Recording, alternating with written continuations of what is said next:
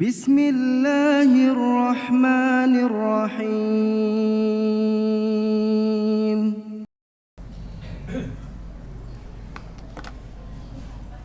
Assalamualaikum warahmatullahi wabarakatuh.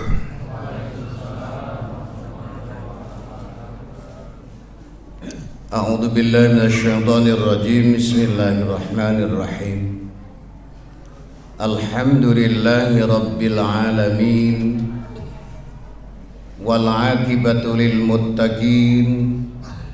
Wala udwana illa 'alal zalimin. Asyhadu an la ilaha illallah wahdahu la syarikalah wa asyhadu anna Muhammadan 'abduhu wa rasuluh. Allahumma salli wa sallim wa barik ala habibina wa nabiyyina Muhammadin wa ala alihi wa ashabihi rasulillahi ajma'in, amma ba'd. Qala Allah Ta'ala fi kitabihil karim, a'udzu billahi minasy syaithanir rajim. Bismillahirrahmanirrahim. Syahrul Ramadan alladzi unzila fihil Qur'an hudan linnas wa bayyinatin minal huda wal furqan faman syahida minkumus syahra falyasum. Al-ayah. Sadaqallahul azim. Ma'asyiral muslimin wal muslimat wal mu'minin wal mu'minat jamaah salat Isya, pendengar kuliah Ramadan, dan nanti akan kita teruskan dengan salat tarawih dan witir di Masjid Al-Hidayah, yang semoga amal kita mulai dari berangkat dari rumah sampai sekarang sampai pulang, mudah-mudahan amal kita amal yang mabrur di sisi Allah Subhanahu wa Ta'ala. Mabrur itu lawannya mardud. Kalau mabrur artinya diterima, mardud artinya ditolak. Penggunaan kata mabrur dan mardud biasanya selama ini masih hanya sekitar haji. Ada haji mabrur, ada haji mardud.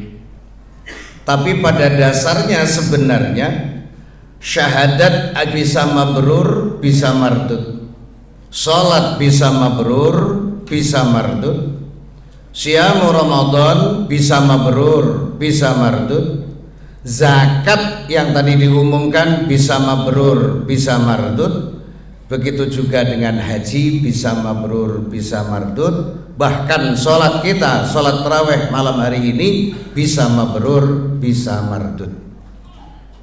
Semoga amal kita, puasa kita, qiyamul Ramadan kita yang sudah 3 malam, amalan-amalan selama Ramadan ini, tahun ini, semuanya mabrur di sisi Allah Subhanahu wa Ta'ala. Amin ya rabbal alamin. Salawat teriring salam kita sampaikan kepada beliau Nabi kita Muhammad sallallahu alaihi wasallam. Bapak Ibu, saudara-saudari jamaah Masjid Al-Hidayah, pada kesempatan yang baik ini kita tugasnya hanyalah sebagai tawasau bil haq, tawasau bis sabr, saling menasehati tentang kebenaran dan saling menasehati tentang kesabaran. Allah Subhanahu wa Ta'ala berfirman di dalam surat Al-Baqarah 185 sebagai kelanjutan dari ayat yang 183, 184, di mana dalam surat Al-Baqarah 183 Allah berfirman yang intinya kita dipanggil oleh Allah untuk bersiam. Siam itu hanya diwajibkan oleh Allah pada hari-hari tertentu, dan hari-hari tertentu itu disebutkan oleh Allah pada ayat 185, syahrul Ramadan. Nah, hari-hari tertentu itu adalah bulan Ramadan. Bulan Ramadan banyak nama lainnya banyak. Sebelum kita kembali ke nama lain daripada bulan Ramadan itu, maka kemudian harus kita pahami dulu apa itu Ramadan. Ramadan dalam bahasa Al-Quran, bahasa Arab, artinya adalah pembakaran. Yang dimaksudkan pembakaran di sini adalah pembakaran dosa. Artinya dengan siamu Ramadan, maka kemudian orang-orang itu hamba-hamba Allah yang beriman, yang bersiamu Ramadan, yang kemudian juga sudah melakukan amalan-amalan kebaikan, dosanya dibakar oleh Allah Subhanahu wa taala selama Ramadan. Kalau kita bicara tentang pembakaran, maka kemudian harus bicara tentang kualitas api yang bisa membakar. Oleh sebab itu, kualitas api yang sangat panas adalah kualitas api las. Barangkali kita sepakat kalau seandainya, mohon maaf kalau ada sebenarnya yang profesinya tukang las, itu berarti api las itu adalah api yang sangat panas. Begitu disemprotkan ke besi yang berkarat, maka karatnya langsung gugur. Kalau sudah karatnya gugur, berarti akan kembali kelihatan besi aslinya. Kalau sudah menjadi besi aslinya, maka kemudian terserah mau dibuat alat apa saja, dia siap, tergantung yang menggunakan mau dipakai atau digunakan untuk alat apa. Nah, begitu juga Ramadan yang artinya pembakaran itu sebenarnya adalah bukan sekedar puasa lahir, tapi yang diajak puasa adalah hati kita. Hati. Karena apa? Karena hati ini nanti akan menjadi penggerak dalam kehidupan manusia. Nabi kita Muhammad sallallahu alaihi wasallam bersabda, "Ala inna fil jasadi mudghatun idza saluhat saluhan nas wa idza fasadat fasadan nas." Ingatlah di dalam tubuh manusia terdapat segumpal daging. Ada yang mengartinya segumpal darah. Yang apabila segumpal daging atau segumpal darah itu berfungsi baik, maka akan seluruh organ tubuh manusia akan berfungsi dengan baik. Tapi kalau segumpal darah atau segumpal daging itu fungsinya jelek, maka seluruh kehidupan manusia menjadi jelek. Rasulullah mengingatkan, ala wahiyal kolbu, ingatlah segumpal darah atau segumpal daging itu yang dimaksudkan adalah kolbu. Nanti ngucapin sehari-harinya Pak, suka-suka nih kalbu, yang betul kolbu. Kalau apa bedanya kolbu dengan kalbu? Kalau kalbu itu kata dasarnya kalbun, artinya anjing. Tapi kalau kolbu artinya hati, lihat dari sifatnya. Jadi hati ini sebenarnya bisa livernya, hatinya, materi hatinya disebut kabidun, liver. Sifatnya disebut kolbu. Kolbu itu sendiri dari bahasa Arab berasal dari kata kollaba, yukollibu, kolban, bolak balik. Maka sifatnya hati itu bolak balik Pak. Coba aja, kenapa ini maksudkan bolak balik? Ketika Bapak Ibu berada di masjid seperti sekarang ini, kalau memang hatinya sehat, kecuali kalau yang hatinya tidak sehat, lain lagi persoalan. Ada nggak orang yang di dalam masjid ini hatinya nggak sehat? Ada.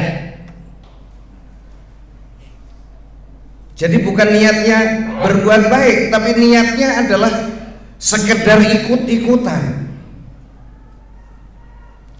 Qallaba yuqallibu, bolak-balik. Ketika kita berada di dalam masjid ini, hati kita membela akal. Tapi ketika bapak ibu sedang marah, maka hati turun membela nafsu. Berarti bolak-balik, itulah namanya qalbu.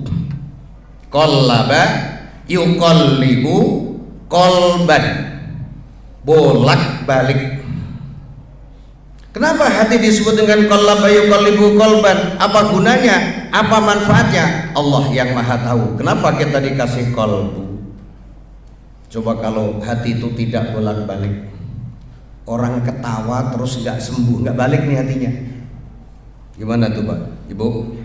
Ketawa terus hatinya nggak balik, terus ketawa terus, nangis hatinya nggak balik, nangis terus. Jadi memang itu keadilan Allah. Nah, segumpal hati, segumpal darah atau segumpal daging inilah motor penggerak dalam kehidupan manusia. Oleh sebab itu, ketika kita puasa, kita ajak puasa kita dari berbagai macam penyakit hati, maka kemudian hati kita memberikan komando, memberikan perintah kepada organ-organ tubuh kita. Bisa perintah terhadap yang baik dan bisa melarang dari perbuatan yang tidak baik. Itulah qalbu. Maka di dalam bulan Ramadan, puasa itu tidak sekedar lahiriah, tapi mempuasakan hati supaya hati ini memberikan komando positif kepada organ tubuh. Hati memerintahkan telinga untuk mendengarkan dari sumber suara yang berbuat yang baik. Hati memberikan komando kepada mata supaya melihat yang baik-baik, termasuk di dalamnya qiraatil Quran atau tilawatil Quran, atau melihat memperhatikan sinyal kebesaran Allah. Hati memberikan komando positif kepada tangan, kepada bibir dan lidah, kepada kaki, kepada seluruh organ tubuh diberikan komando positif oleh hati. Termasuk sekarang kita duduk bersimpuh di Masjid Al-Hidayah ini adalah atas perintah hati, komando hati, ketika hati itu adalah positif. Maka selama puasa harus kita jaga hati kita. Bapak Ibu yang berbahagia, yang ingin saya tambahkan sedikit, karena kita belum sholat tarawih, yang kita sedikit, nama lain dari syahrul Ramadan adalah Syahrul Quran, bulan Al-Quran. Disebut dengan Syahrul Quran karena memang Al-Quran untuk yang pertama kalinya diturunkan oleh Allah adalah di bulan Ramadan. Ada pendapat yang berbeda, 17 Ramadan, 27 Ramadan, 29 Ramadan, wallahu a'lam. Tapi yang jelas Allah menyatakan Syahrul Ramadana unzila fihil Quran. Di bulan Ramadan adalah bulan di mana pertama kali Al-Quran diturunkan, tepatnya di Gua Hira. Waktu itu Nabi bersomadi. Somadi itu bahasa Arab sebenarnya. Qul huwallahu ahad, Allahus somad, tempat bergantung.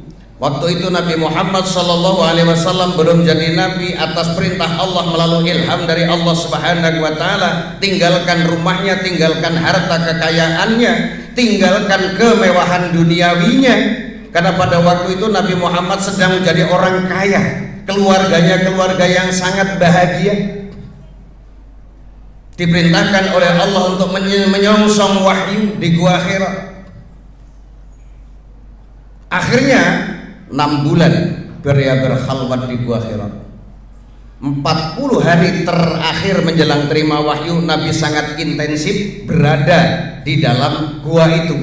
Sehingga dalam riwayat sejarah yang pernah kita baca, Sayyidatina Khadijah sebagai seorang istri pendamping Rasulullah sering datang ke Gua Hira dengan membawa bekal, mengirimkan bekal makanan. Bayangkan waktu itu Nabi umurnya 40 tahun. selisih usia dengan Sayyidatina Khadijah 15 tahun. Pada waktu Nabi Muhammad berkhilafah di Gua Hira itu, maka kemudian usia Sayyidatina Khadijah sudah 55 tahun. Ukur ibu, kalau ada ibu yang sekarang hari ini umurnya 55 tahun, seperti itulah kondisi fisiknya Sayyidatina Khadijah saat itu. Masya Allah. Akhirnya kalau keyakinan kita di Indonesia 17 Ramadan di malam Jumat Allah turunkan, Allah kirim malaikat Jibril menyamar sebagai manusia biasa dan kemudian mendekap Nabi dengan mengucapkan Iqra ya Muhammad, baca Muhammad. Nabi Muhammad adalah nabi yang tidak pernah belajar membaca dan menulis. Jujur dia mengatakan, ana biqori'in, aku tidak bisa membaca. 3 kali didekap dan akhirnya dituntun oleh malaikat Jibril, Iqra bismi rabbikal ladzi khalaq 1-5. Akhirnya hafal. Yang ini saya sampaikan Bapak Ibu yang berbahagia, karena Allah menyatakan bahwa Al-Qur'an itu hudal linnas, sebagai petunjuk bagi manusia. Wa bayyinatin minal huda, memberikan, dijelaskan. Al-Quran itu menjelaskan firman Allah yang ijmal, yang global, kemudian menjadi tafsil, menjadi rinci. Maka kemudian wa bayyinatin di sini ada tafsir ayat bil ayat. Allah menjelaskan ayat yang satu dengan ayat yang lainnya. Wal furqan, pembeda. Karena fungsi Al-Quran itu adalah ada 3, hudal linnas, bayyinatin minal huda, al-furqan. Maka kemudian yang saya ingin tambahkan di sini adalah apa kewajiban kita terhadap Al-Quran. 1, yakini seluruh isi Al-Quran semuanya itu adalah kebenaran mutlak dari Allah Subhanahu wa ta'ala. Tidak ada satupun huruf yang salah, kalimat yang salah, ayat yang salah, surat yang salah. Semuanya itu adalah benar dari Allah. Dzalikal kitabu la raiba fihi. Yakini. Kenapa saya harus tegaskan lewat malam ini? Sekarang banyak orang yang berusaha meragukan akan kebenaran Al-Quran. Karena meragukan kebenaran Al-Quran mah ada ide gila. Ada 300 ayat dari Al-Quran yang akan dihilangkan. Masya Allah. Jangankan 300 ayat. Saya pernah cerita, itu jam bener gak sih? Gak apa-apa ya, dikit aja, daripada saya tanggung. Saya pernah jelaskan, Al-Quran pernah dicetak oleh orang negara komunis. Mencetak Al-Quran semuanya cuma dikurangi 3 huruf dalam surat Ali Imran ayat 85. Bunyi aslinya surat Ali Imran ayat 85 itu adalah yang Bapak Ibu mungkin sudah hafal. Wa may yabtaghi ghairal islami dinan falan yuqbala minhu wa huwa fil akhirati minal khasirin. Artinya, barang siapa yang memeluk agama selain Islam, maka tidak diterima oleh Allah, di akhirat menjadi orang yang rugi. Ada 3 huruf yang tidak ditulis, ghaira, ghin, ya, dan ra. Artinya selain. Berubah bunyinya, wa may yabtaghil islama dinan falayuqbala minhu wa huwa fil akhirati minal khasirin. Barang siapa yang memeluk agama Islam tidak akan diterima oleh Allah, di akhirat orang yang merugi. 3 huruf ghairah yang artinya selain tidak ditulis. Nah, bagaimana dengan 300 ayat? Masya Allah. Jadi kita kembali Bapak Ibu, yakinkan di hati kita bahwa Al-Quran dengan seluruh ayatnya, seluruh kalimat-kalimatnya, seluruh suratnya adalah la raiba fi, tidak perlu diragukan. Ragu akan kebenaran Al-Quran, batal imannya. Karena iman pada kitab adalah termasuk rukun Islam, rukun iman. Yang kedua, pelajari Al-Quran. Kewajiban kita mempelajari Al-Quran, meyakini kebenarannya, mempelajarinya, kemudian mengamalkan berdasarkan Al-Quran. Kalau ada perintah dari Al-Quran, itu perintah Allah, pasti membawa kebaikan. Kalau ada larangan dari Allah, itu larangan dalam Al-Quran, itu larangan Allah, pasti kalau ditinggalkan selamat, tapi kalau dilawan maka kemudian akan membawa madarat. Dan akhirnya yang keempat, Al-Quran sebarluaskan, dakwahkan, sampaikan, minimal dalam keluarga kita masing-masing. Seorang suami dakwah kepada istri, atau sebaliknya, pengertiannya tawasaw bil haq, tawasaw bis sabr. Itu bisa saja suami menasehati istrinya, atau bisa sebaliknya, suatu ketika istri menasehati suaminya, suami istri menasehati anaknya, itu sudah dakwah. Kalau dakwahnya misalnya klasikal seperti ke saya sekarang, itu memerlukan adanya bakat, Pak. Ya, ada bakat, harus ada bakat. Kalau nggak ada bakat ngomong di depan orang, biarpun sudah diapalkan sebulan sebelumnya, begitu sampai di mimbar kalang kabut. Nah, oleh sebab itu sekali lagi, kewajiban kita kepada Al-Quran, karena Al-Quran adalah petunjuk, Al-Quran adalah menjelaskan petunjuk, Al-Quran adalah pembeda antara yang hak dengan yang batil. Pahami bahwa Al-Quran itu pasti benar. Yang kedua, pelajari. Yang ketiga, amalkan. Dan yang keempat adalah sosialisasikan, dakwahkan. Semoga Allah Subhanahu wa Ta'ala memberikan kekuatan kepada kita untuk menjadi generasi-generasi yang Qur'ani, yang memahami Al-Quran, ya, meyakini Al-Quran, memahami Al-Quran, mengamalkan Al-Quran, mendakwahkan Al-Quran. Demikian kurang lebihnya, mungkin saya banyak, ya sebenarnya memang banyak, memang perlu waktu, Pak. Billahi taufiq wal hidayah. Assalamualaikum warahmatullahi wabarakatuh. فبأي آلاء ربكما تكذبان